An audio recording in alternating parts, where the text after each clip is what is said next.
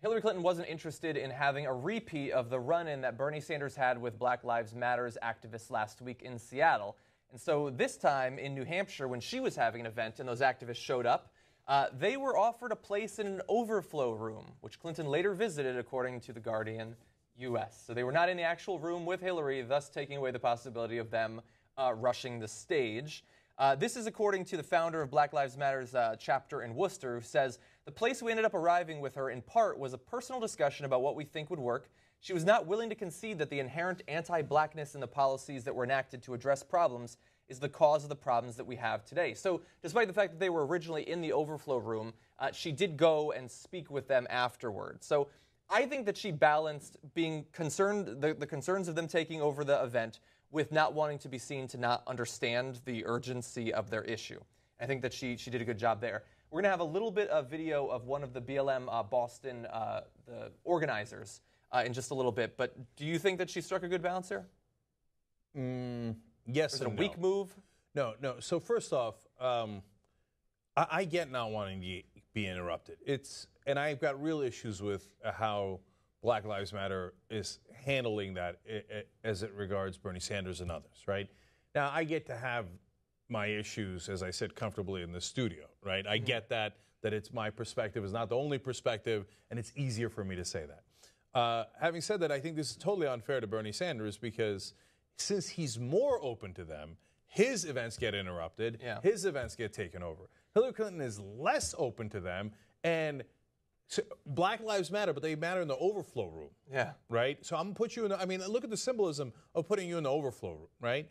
But yet, for whatever reason, they're more respectful of her, right? So that's how, and she's not, look, she polls really well among African Americans, okay? I don't know if that'll continue if she keeps putting them in the overflow room, right? But I think Bernie Sanders' policies have been far friendlier to African Americans than Hillary Clinton's.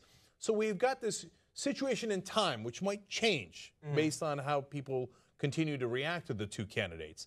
But right now, as things stand, it appears that Black Lives Matter is angrier at Bernie Sanders than they are at Hillary Clinton, which makes no sense at all. Yeah, and they were especially mad at Seattle as well. But yeah, for now, it does seem a little bit weird to put the activists in the overflow room. I mean, she's treating them basically how she treats journalists. It's like, you could go in this little area, I'll talk to you when I got some time, maybe. And we know from earlier this week, after the Seattle event, Bernie Sanders put out a fairly comprehensive package of policies for reforming the police. Hillary might or might not support some of those policies. Like with most issues, I don't really know where she stands on it.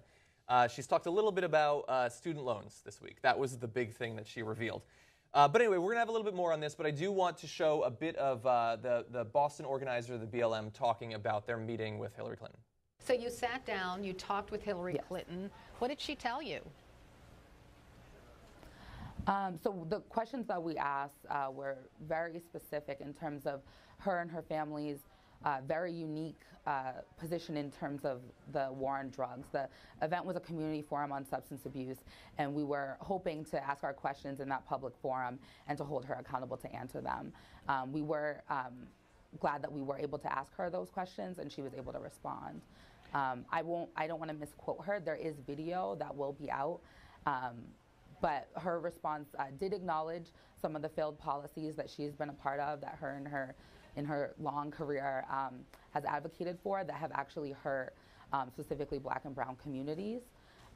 What we were looking for was more of a personal statement about her feelings on the issue and where she has moved on it. Okay, so once again, Hillary Clinton looks positive for reaching out to them, and Bernie Sanders in some ways looks negative for not wanting to have his events taken over, although he literally let them take it over in Seattle, left, right? Yeah. Right. And so I think it's unfair. But, okay, now I think it'll change too, though, because you'll see the video, right? And Hillary's policies are not as good as Bernie Sanders' policies. They're just not, okay? And as she mentioned there, she's got historic issues because a lot of people call Bill Clinton the first Black president, right? So in the context of other presidents, he was pretty good to the African-American community. In the context of what needs to get done, there's a lot of bones to pick, right? And so I think that record will catch up to Hillary Clinton a little bit, and the disparate treatment will probably come to an end at some point. So I love Black Lives Matter because we need it more than ever. I mean, even in the story we have of Ralkina Jones later in the day today, you see why it's important to have that movement. Yeah. So I think it's a real interesting question as to how they interact with the candidates. But they've done a great job of grabbing that attention and turning it into positive action because Bernie Sanders now addressing it in a way he didn't address it before. So that's a huge, huge upside. But they need to hold Hillary Clinton at least as accountable. Yeah, and they want it not just to be an issue that the candidate talks about, but one that they prioritize. I don't know where it is on the list of Hillary Clinton's most important issues. I don't know what the first issue is for her or the second issue. For Bernie, I think legitimately it's probably not in the top 3. I think that he cares more about health care reform. He cares more about the economy. And he cares about campaign finance reform. I think he talked a lot about it at the speech anyway. For Hillary, we don't know because she's not giving us as much information. But these are 2 ways that we've shown that you can react to these protesters. You can let them take the stage, or you can put them in the overflow room. Donald Trump was clear about what he would do. I would never give up my microphone. I thought that was disgusting, talking about Bernie Sanders. That showed such weakness, the way he was taken away by 2 young women. They just took the whole place over. That will never happen with me. I don't know if I'll do the fighting myself or if other people will. So he might be willing to physically fight them. But that was a disgrace. I felt badly for him, but it showed that he's weak. Which, in some sense, we might agree with, perhaps. He certainly has worse security. I mean, look, Hillary Clinton has the Secret Service protecting her at all times and making sure that nobody rushes the stage. It's not the same thing. So here's the part I agree with. Yes, if 2 black women come on stage, Bernie Sanders will not punch them in the face. Yeah. And there's some chance that Donald Trump will. Okay. Maybe. Now, these comments by Trump, again, seem outrageous, but not to Republicans. They'll love it. They'll eat it up. They're like, yes, Donald is strong. Bernie is weak. We would also assault black women. Yeah. Rather ironic, given that the movement is Black Lives Matter. And the issue is the assaults. And Donald Trump saying, no, me representing the establishment will physically assault you if you come on our stage. Yeah.